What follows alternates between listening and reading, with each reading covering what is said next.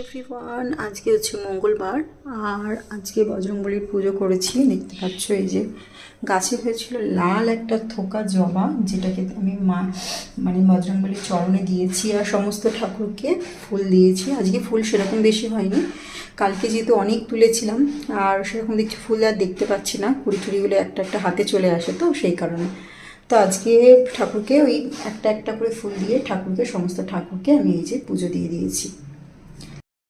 দিয়েছি মা তারার পায়ে থোকা একটা জবা, আর এখানে দিয়েছি নয়নতারা। এখন আকন্দ ফুল গাছে ফুল হচ্ছে না, সেই জন্য দেওয়া হচ্ছে না। দুটো গ্লাস নিয়েছি কারণ একটাতে আমি আমার গ্রিন টিটা খাবো, তো সেটা ওই জন্য এখন রেডি করে রেখেছি। আগে গরম জলটা নিয়ে নিয়েছি, জলটা না প্রচুর গরম হয়ে গেছে, এটাকেও আবার একটু ঠান্ডা করতে হবে।